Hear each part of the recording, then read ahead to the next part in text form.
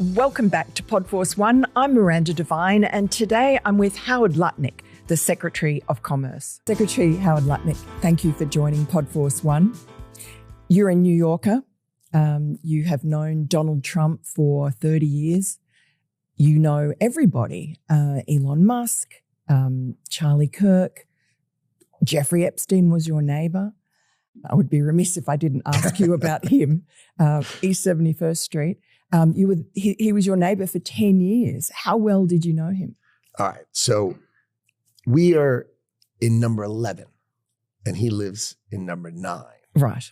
So we renovate, we buy our house, and our house is pigeons and mice. Right. Okay. That's it. It was derelict. Right. So we rebuild our house. We move in 2005. Okay. Jeffrey Epstein is arrested in like 08, I think, or something like that. Right. So knock on the door. His assistant on like a Saturday says, Mr. Epstein, your neighbor would like to invite you over for coffee. So my wife and I go next door. We walk the 7 steps, yes, right, to the next house for coffee. We share a wall. Right. So it's in New York City. So he invites us in. We have coffee in this, and he says, do you want a tour? We said, great. Interesting. He's got a really big house. Every room you went into? He's got, well, I'll tell you. So his house is like super big, really wide. And so he gives me a tour in the living room, big living room. And then across from it is double doors. I assume it's the dining room. Yeah. And he opens the doors and there's a massage table in the middle of the room. Ooh. And candles all around and stuff. So I ask very insightful, cutting questions. I say to him, massage table in the middle of your house? How often do you have a massage? And he says, every day. And then he gets weirdly close to me. Ooh. And he says, and the right kind of massage. Ooh. Now my wife is standing here. So she looks at me and I look at her and we say, I'm sorry, we have to go.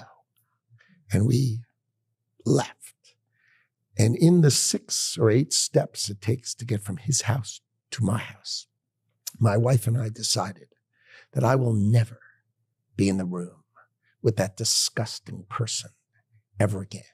Really? So I was never in the room with him socially, for business, or even philanthropy. If that guy was there, I wasn't going because he's gross. Oh. And so I look back at it as a gift. Yes. He gave me a gift. Yes. Of avoid. Yeah. And so that's my story. A one and absolutely done. Right. So, I mean, that's an incredible story that you could pick up that he was a pervert. It's gross. The guy's gross. Right with my wife. He's gross. The guy's gross. This was not, the deep nuance of Howard Lutnick. This guy's gross. Right. So how come Bill Gates and all these other people could hang around him and not see what you saw? Or did they see it and ignore it? Or no, they participated. Right. That's what his MO was, get a massage, get a massage. And what happened in that massage room, I assume was on video. This guy was the greatest blackmailer ever. Blackmailed people. That's how he had money. So what happened to those videos? Why is there now such a dearth of information when, Donald Trump's people are running the FBI and the DOJ? I assume way back when they traded those videos in exchange for him getting that 18-month sentence, which allowed him to have visits and be out of jail. I mean, he's a serial sex offender.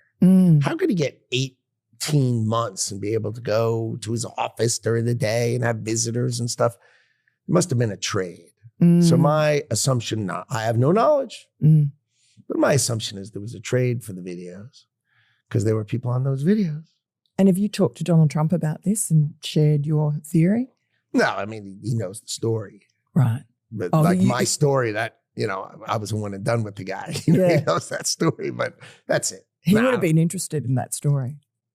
Yeah, but I don't know. It's a story. It's just a one and done. That guy.